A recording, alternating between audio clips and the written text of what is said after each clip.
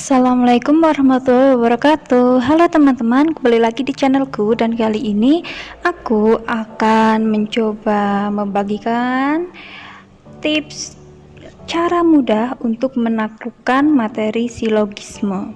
Lanjut ke pembahasannya. Nah, teman-teman, di sini sebelum kita menaklukkan materi silogisme, kita harus paham dulu bentuk silogisme. Bentuknya sekilas terlihat seperti ini ya, dan inilah penjelasannya. Yang nomor satu, silogisme itu terdiri dari dua premis, yaitu mayor dan minor. Ini loh yang dimaksud dengan mayor dan minor.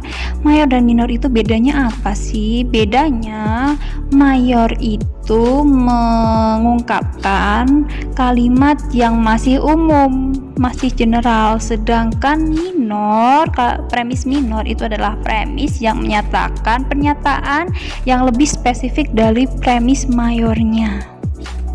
Lalu yang kedua, terdapat 3 term, yaitu ada subjek, predikat, dan M. Nah, ini loh yang aku tandai ini ya teman-teman. M ini merupakan term penghubung.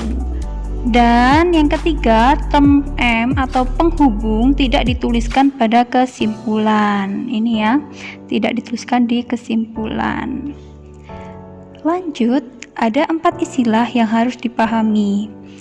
Nah, yang pertama itu ada proposisi partikuler. Contoh kata-kata yang termasuk dalam proposisi partikuler itu ada sebagian, ada, tidak semua, dan beberapa. Untuk proposisi universal itu ada semua, setiap, tidak ada, dan seluruh. Untuk proposisi positif dan negatif itu saling berkaitan ya. Aku beri contoh di sini adalah kata pintar untuk proposisi positif. Maka proposisi negatifnya menjadi tidak pintar. Nah, setelah kita paham 4 istilah ini, kita lanjut ke hukum-hukum silogisme. Nah, aku sajikan dalam tabel ya supaya teman-teman lebih mudah dalam memahami. Nah, di sini ada premis-premis yang dapat disimpulkan. Contoh nih, contoh yang pertama, ketika premis satunya itu universal ketemu dengan premis 2 yang merupakan partikuler, maka nanti kesimpulannya harus partikuler. Untuk contoh yang kedua, ketika premis 1 itu positif dan premis 2 itu negatif, maka nanti kesimpulannya harus proposisi negatif. Lalu kita beralih ke premis-premis yang tidak dapat disimpulkan. Di sini ada contoh ketika partikuler bertemu dengan partikuler, nanti kesimpulannya tidak bisa disimpulkan. Untuk negatif ketemu dengan negatif juga sama.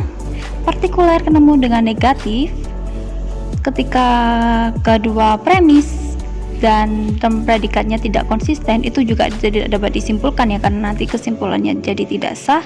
Begitu juga dengan ketika dua premis dan term penengahnya berbeda makna. Nah, supaya teman-teman bisa lebih paham, langsung saja kita ke contoh soalnya. Contoh soal nomor 1. Teman-teman bisa jeda dulu video ini supaya teman-teman bisa memperkirakan kesimpulan yang benar. Baik, kita lanjut saja ke pembahasannya. Nah, ini dia teman-teman, kita analisis dulu satu persatu ya. Dari premis mayor itu di sini ada kata semua. Ini menandakan bahwa premis mayor ini merupakan proposisi universal. Lalu untuk premis minor di sini ada yang aku highlight ya, warna kuning. Ini kata sebagian, ini menandakan bahwa dia itu proposisi partikuler. Dan yang aku warnain hijau di sini ini merupakan term penghubung antara premis mayor dan minor. Nah, tadi kan sudah kita pelajari ya, ketika ada universal ketemu partikuler, nanti kesimpulannya harus partikuler. Dan untuk term penghubung tidak dituliskan di kesimpulan. Nah, di sini tersisa ada anak raja sebagai subjek dan suka perhiasan sebagai predikat, maka kesimpulannya menjadi sebagian anak raja, yaitu tadi sebagai subjek dan suka perhiasan sebagai predikat. Lanjut ke contoh soal nomor 2. Teman-teman bisa jeda dulu video ini. Oke, langsung ke pembahasan. Ini ya teman-teman. Di sini semua pengkhianat itu aku warnain hijau karena di sini dia merupakan penghubung antara premis 1 dan premis 2, antara premis mayor dan minor ya. Di sini semua pengkhianat, di sini berkhianat.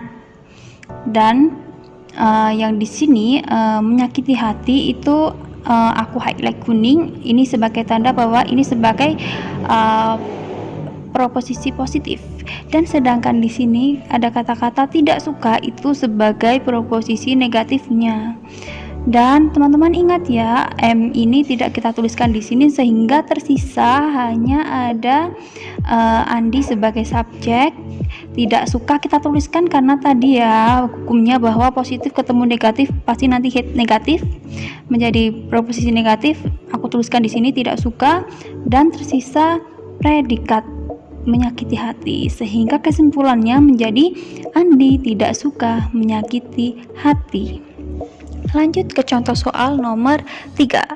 Teman-teman bisa jeda dulu videonya. Baik, langsung saja ke pembahasan. Nah, ini jelas banget ya teman-teman, premis mayornya di sini merupakan partikuler, premis minornya juga merupakan partikuler. Nah, kalau sudah kelihatan seperti ini, kita tidak usah susah payah membaca seluruh soalnya ya. Langsung saja kita putuskan bahwa soal nomor 3 ini tidak dapat disimpulkan. Misal bisa disimpulkan ini pun hasilnya tidak sah ya. Lanjut ke soal nomor 4. Teman-teman bisa jeda dulu video ini. Baik, kita lanjutkan, kita analisis satu persatu. Nah, untuk premis mayor di sini, nah dia negatif ya. Ini juga negatif. Tadi kan hukumnya ketika negatif ketemu negatif tidak dapat ditarik kesimpulan. Lanjut ke soal nomor 5. Teman-teman bisa jeda dulu video ini. Baik, kita analisis bersama. Nah, ini ada proposisi negatif ketemu sama proposisi partikuler, maka tidak dapat ditarik kesimpulan sesuai dengan hukum tadi ya. Lanjut ke soal nomor 6. Kita lanjut ke analisisnya. Nah, ini merupakan contoh kasus di mana predikatnya itu tidak konsisten. Nah, ini menimbulkan makna yang salah ya teman-teman. Predikat penghubung di sini ya. Predikat penghubung. Tem penghubung maksudku. Ini tem penghubungnya di sini sebagai subjek, di sini sebagai predikat. Jika disimpulkan, kesimpulannya menjadi harimau bukan karnivora. Ini menjadi pengertian yang salah ya, makanya kesimpulan menjadi tidak sah. Lanjut ke contoh soal nomor 7. Lanjut ke pembahasannya. Nah, ini ya, ini merupakan contoh dari term penghubung yang maknanya berbeda. Di sini kalau dilihat sekilas ini sama-sama matahari, sama-sama terlihat sebagai term penghubung. Padahal mereka berbeda makna. Di sini matahari yang dimaksud di premis mayor itu adalah benda langit, sedangkan matahari yang di premis minor itu merupakan bunga.